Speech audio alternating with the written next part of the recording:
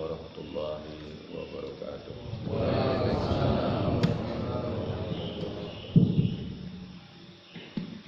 Asbahna wa asbaha mulkulillah walhamdulillah wala hawla wala quwata illa billahil aliyyil azim. Asyhadu an la ilaha illallah, asyhadu anna Muhammadan abduhu wa rasuluh. Allahumma shalli ala Muhammad wa ala ali Muhammad. Wassallim wa radhiyallahu an kulli sahabati wa rasulillahi ajma'in. Alhamdulillah, syukur kita kepada Allah Subhanahu wa taala. Pada pagi hari ini kita dihimpun oleh Allah di majlis ini. Semoga majlis kita ini majlis yang diberkahi oleh Allah Subhanahu wa taala. Serta selawat dan salam marilah kita mohonkan semoga tercurah kepada baginda Nabi Muhammad sallallahu alaihi wasallam sebagai uswah dan qudwah hasanah buat kita semua. Bapak-bapak, ibu-ibu yang dimuliakan oleh Allah, kita lanjutkan kembali kajian tafsir kita masih di surat Al-Bayyinah. A'udzubillahi minasyaitonir rajim. Wa ma umiru illa liya'budullaha mukhlishina lahuddin hunafa'a wa yuqimus sholata wa yutuz zakata wa dzalika dinul qayyimah. Innal ladzina kafaru min ahlil kitabi wal musyrikina fi nari jahannam khalidina fiha ulaika hum syarrul bariyah. Innal ladzina amanu wa 'amilus shalihat ulaika hum khairul bariyah. Jazaa'uhum 'inda rabbihim jannatu 'adnin tajri min tahtihal anhar khalidina fiha abada radhiyallahu anhum wa radu an dzalika liman khasyiya rabbah. Al-Bayyinah ini adalah seperti yang disampaikan oleh Allah Subhanahu wa taala, fiha kutubun qayyimah, dan juga di ayat sebelumnya rasulun minallahi yatlu suhufan mutahharah. Kalau kita baca kitab Bidayah wa Nihayah, kita akan menemukan bagaimana Rasulullah Shallallahu Alaihi Wasallam berdialog tentang ketuhanan dengan orang-orang kafir Quraisy. Jadi, apakah tentang ketuhanan itu bisa didialogkan, bisa didiskusikan? Maka kita akan menemukan banyak riwayat bahwa Nabi itu tidak hanya mendoktrin, tetapi Nabi itu juga menyampaikan Islam ini, akidah ini secara logis. Kita mungkin bisa melihat salah satunya dalam surat Shad ayat yang ke-5. Apa kata Allah Subhanahu wa taala, dan ini sebenarnya dialog baginda Nabi Muhammad sallallahu alaihi wasallam dengan orang-orang kafir Quraisy. Apa kata Rasulullah, aja'ala alihatan ilahan wahida inna hadza la syai'un ujab. Kata mereka, aja'ala alihatan ilahan wahida. Apa kata orang kafir Quraisy? Muhammad, urusan kita ini kan urusannya banyak.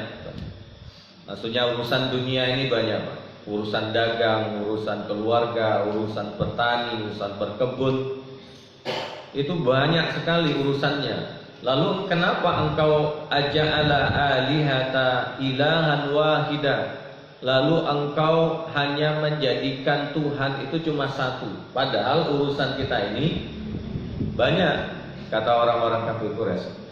Secara logikanya mereka, kalau Tuhannya banyak, karena urusan kita banyak, maka akan jauh lebih memudahkan. Nah, itu. Inna hadza la syai'un ujab. Ini sesuatu yang tidak masuk akal, Muhammad. Nah, lalu Nabi Muhammad sallallahu alaihi wasallam menyampaikan begini. Apa kata Nabi? Di sebuah hadis yang cukup panjang, Nabi mengatakan begini. Bagaimana kalau engkau memiliki tuan dan tuanmu itu banyak dan memerintahkan kepadamu semua urusan kepadamu. Tambah bingung atau tambah mumet? Pertanyaan ini adalah pertanyaan dialektika yang dilakukan oleh Nabi kepada orang-orang kafir Quraisy, persoalan ketuhanan. Bahwa Islam ini bukan disebarkan, disampaikan oleh Rasulullah SAW dengan cara didoktrin, tetapi juga disadarkan. Apa yang disadarkan? Yang disadarkan adalah akalnya, sehingga itu bisa diterima dengan akal sehat. Lalu Nabi Muhammad SAW, kamasali rajulin, apa kata Rasulullah? Kamasali rajul ishtara abadan min khalisi malihi fazahabal abada. Begini kata Rasulullah SAW, kalau engkau punya budak lalu bekerja kepadamu, lalu dia bekerja, misalnya kita punya budak, kata Rasulullah, lalu dia bekerja. Dari pekerjaannya itu dia mendapatkan upah, dan upah itu kata Rasulullah, amila li ghairihi fa ayyakum yuhibbu an ya'tiya ilaihi dzalika. Apa kata Rasulullah? Ada engkau memiliki budak, lalu dia bekerja, dia dapat upah dari pekerjaannya itu, kata Rasulullah, lalu upahnya itu diberikan kepada orang lain. Kata baginda Nabi Muhammad SAW, bukankah budak itu miliknya sampean? Sampean yang memberikan makan, yang memberikan minum. Dan ini logika yang disampaikan oleh Nabi kepada budak ini, kepada orang kafir Quraisy ini. Sama Pak, bukankah Allah itu yang memberikan nyawa kepada kita, Allah yang memberikan oksigen kepada kita, Allah yang menghidupkan kita, Allah yang menyempurnakan kehidupan kita, lalu kita menyembah selain kepada Allah Subhanahu wa ta'ala. Coba pikirkan, kata Nabi, masuk akal atau tidak, kata Nabi. Nah, jadi Nabi Muhammad SAW disebutkan oleh Allah, Rasulun minallah yatlu suhufam mutahharah fiha kutubun qayyimah. Maka berikutnya barulah wa ma tafarraqal ladzina utul kitaba illa min ba'di ma ja'atuhumul bayyinah. Karena orang-orang kafir Quraisy itu orang ahlul kitab, baik itu Nasrani, baik itu Yahudi. Ya, karena Nasrani ini kan di zamannya Ashabul Ukhdud itu sudah terpecah. Yang kita bahas tadi malam di Masjid Ahmad Dahlan, yang disebut dengan Irsiyin. Irsiyin ini adalah orang Nasrani yang tidak lagi mau bersepakat bahwa ajaran mereka murni seperti Nabi Isa alaihi salam. Nah, kalau Isa alaihi salam dikutip oleh Allah Subhanahu wa taala yang disebut dengan man ansori ilallah, maka disebut oleh Allah al-hawariyin. Nah, sedangkan orang-orang yang sudah memecah tadi yang ada di Romawi sana itu disebut dengan irsiyin. Apa kata Rasulullah? Maukah, ketika Rasulullah berkirim surat kepada Raja Romawi, maukah engkau menanggung dosa-dosanya irsiyin? Kenapa? Karena terjadi penyimpangan.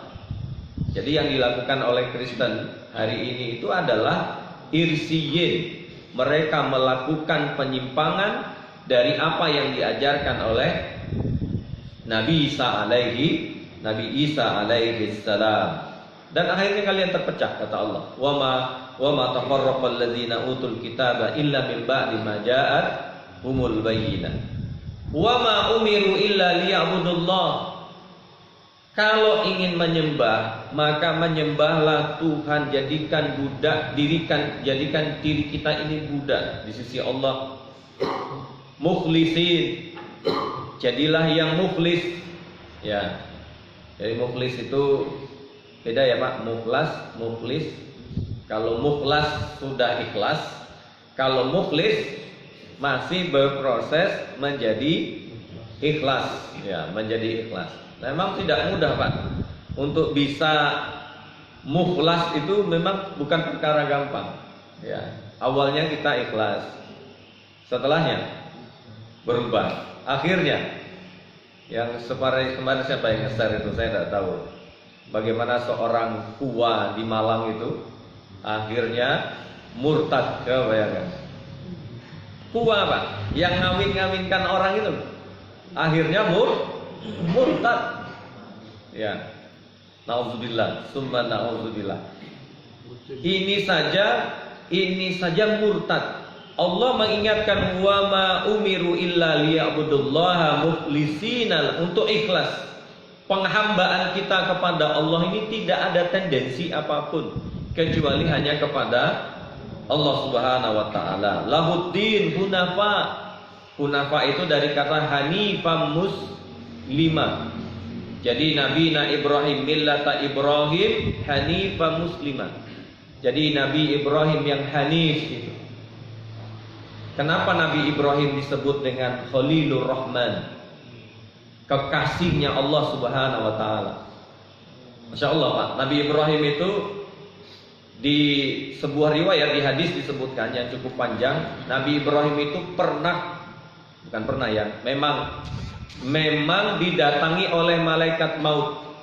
Didatangi oleh malaikat maut. Apa kata malaikat maut? Wahai Ibrahim, aku kesini ini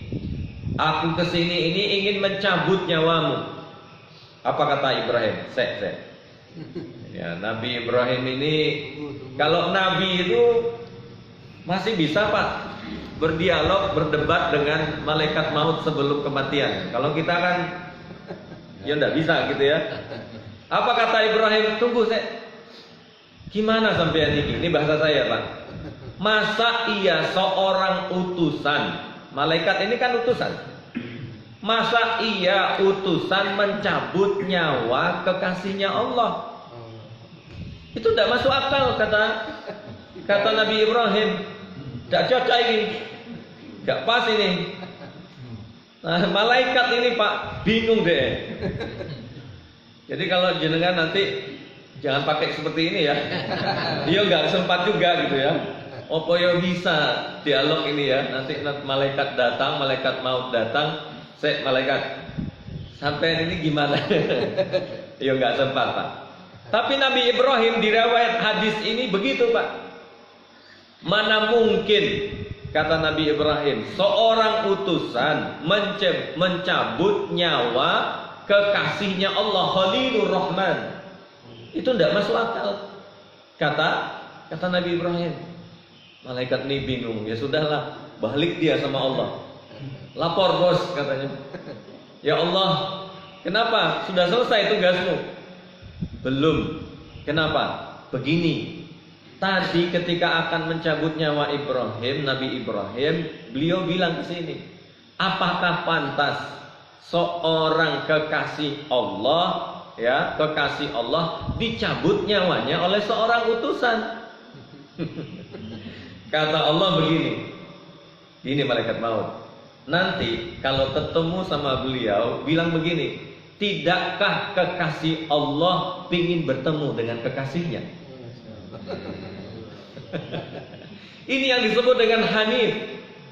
Hanif itu artinya dia lembut, dia lurus, dia memandang dengan cara Allah memandang, bukan dengan cara manusia memandang. Karena Allah mengatakan bahwa tidakkah seorang kekasih Allah bertemu dengan kekasihnya?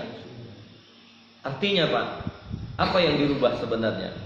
Yang dirubah adalah cara pandangnya seseorang tadi. Cara pandangnya Nabi Ibrahim alaihi salam sehingga menjadi hanifah.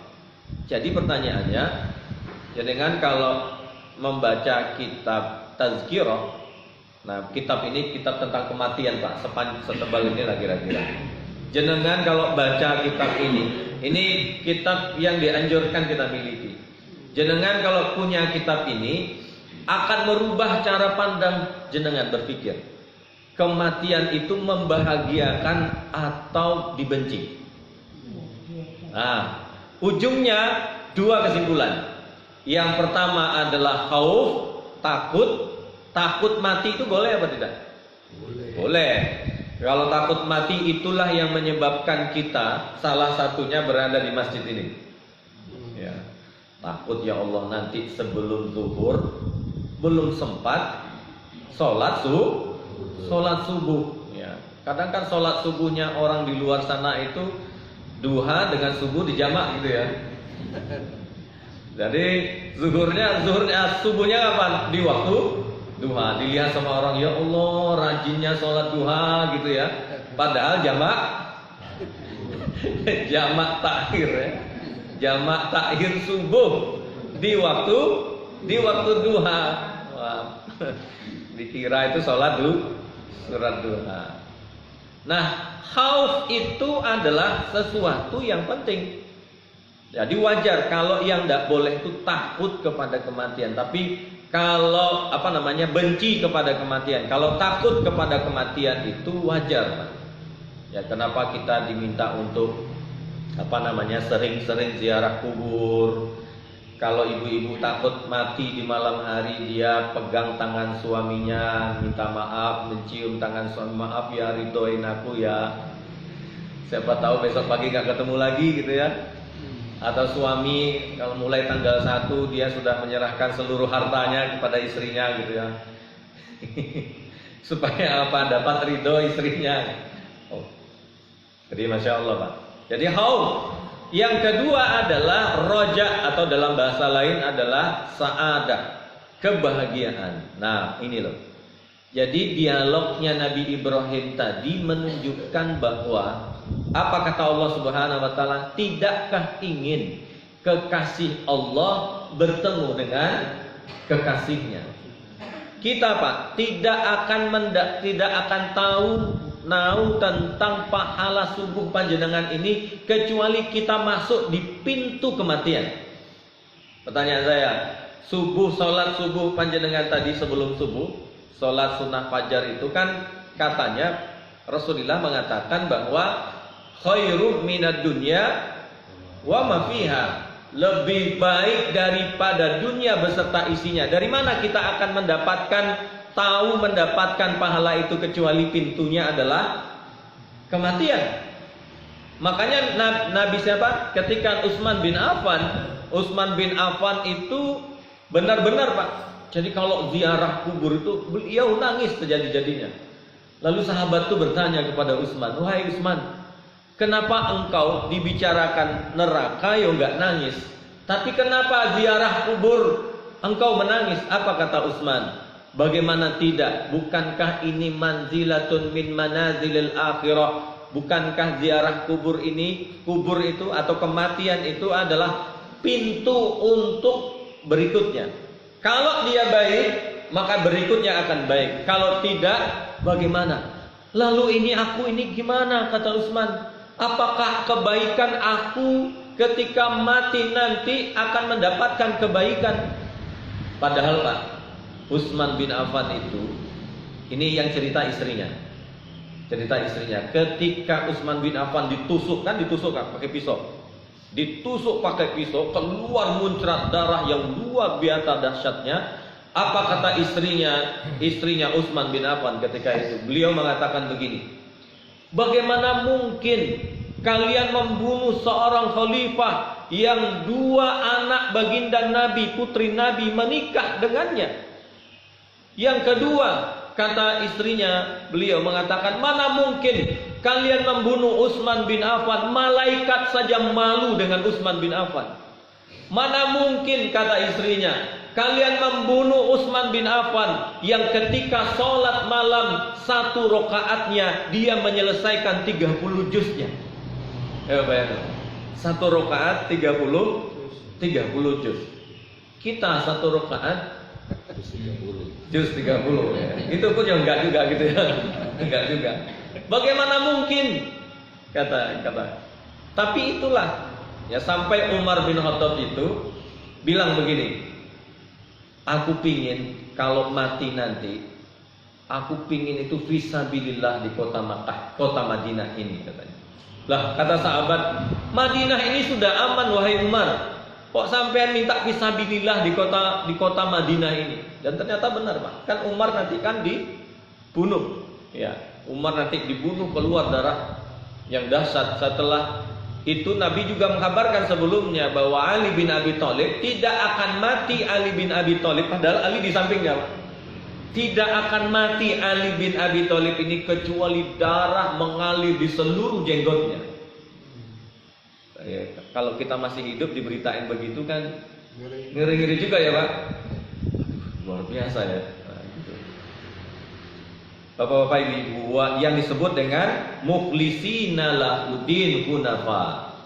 Nah, wa yuqimus shalah wa yu'tul zakat. Jadi hubungan hati kita dengan Allah dan hubungan kita sesama manusia. Ini yang disebut, kalau yang pertama tadi adalah fondasinya, wa ma umiru illa liya'budullaha mukhlishina lahuddin hunafa, itu fondasinya. Sedangkan pilar-pilarnya adalah wa yuqimus shalah wa yu'tul zakat.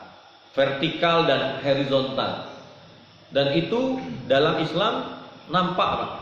Pertanyaan saya, kenapa kemarin yang kita sebut, kenapa sedekah infak itu diprioritaskan kepada keluarga terdekat?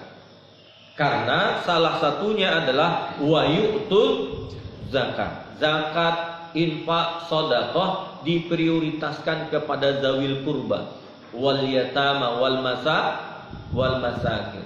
Karena memang siapa yang menopang kita kecuali keluarga?